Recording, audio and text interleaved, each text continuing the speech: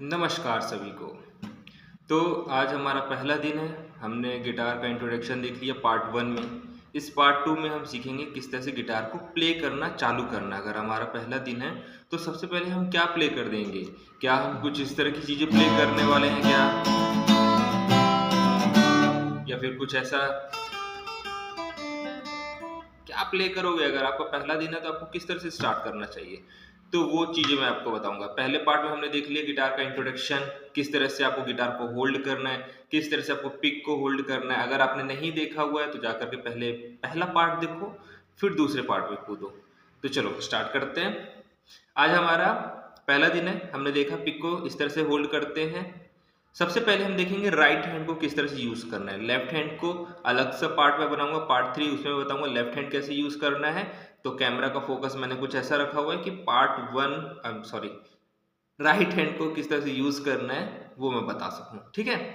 तो सबसे पहले हमने पिक को जिस तरह से पकड़ना था मैंने बताया, पकड़ा हमने। लिटिल फिंगर को हम इस साउंड होल के नीचे पे कुछ इस तरह से रखेंगे, ऐसा।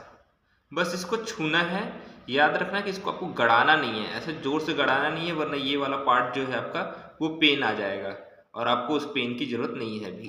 तो बस आपको इस तरह से रखना है, बस इसको छूना है।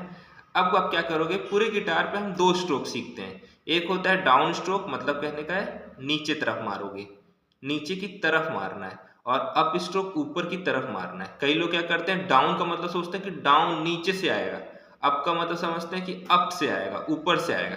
ऐसा नहीं, डाउन का मतलब नीचे तरफ भेजो, अप का मतलब ऊपर तरफ उसको उठाओ।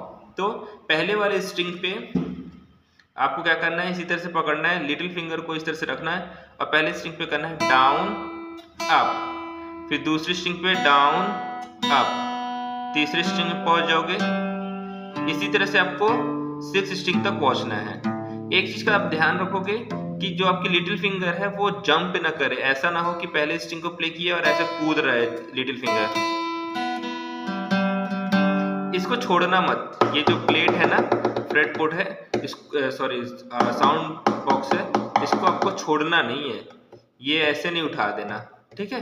बस अगर आपने ज्यादा नीचे रख दिया तो इसको स्लाइड करके ऊपर लाओ, पूरा स्लाइड करके नीचे भेजो, पर इसको जंप पे मत करा देना।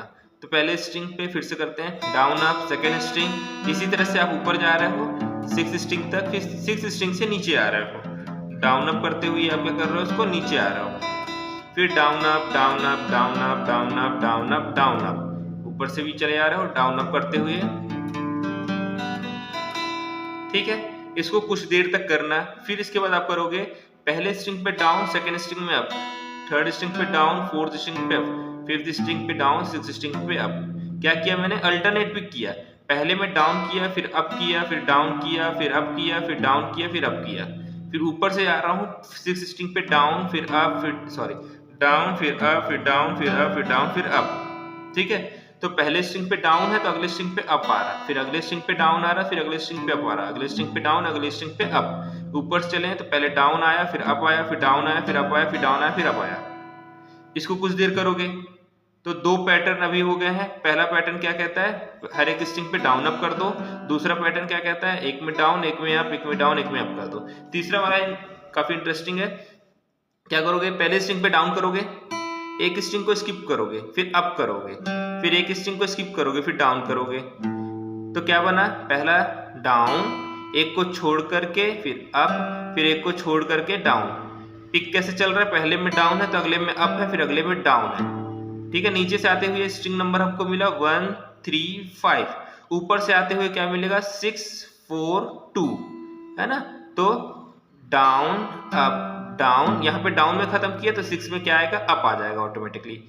6 में अप, 4 में डाउन, सेकंड में अप, फिर पहले में डाउन अपने आप बन गया। तो 1 3 5 6 4 2, ठीक है। कुछ कुछ कंफ्यूजन आएगा तो आप इसको बार बार करते जाओ, आपका हाथ आंख जो है, हाथ और आंख दोनों ही बैठ जाएगा। जब भी प्रैक्टिस करना इस होल को, इस स्ट्रिंग्स को देखते हुए करना। रूम में कितने कॉर्नर है ये गिनते हुए, हवा में देखते हुए मत करना, ठीक है ना। हर एक चीज को गिटार पे सीखोगे देखते हुए सीखना, कहीं और देखते हुए ये मत सोचना कि पहले ही दिन प्रो बन जाओगे, कहीं और देखोगे और यहाँ पे प्ले कर दोगे सुपरस्टार। नहीं भाई, पहले देख करके करो। आप पहले शुरू के 6 महीने ना गिटार को सीखना है, फिर उसके बाद इसको शो ऑफ करना है। ठीक है, तो पहली जर्नी कैसी है हमारी, हमने हर एक स्ट्रिंग पे डाउन अप किया,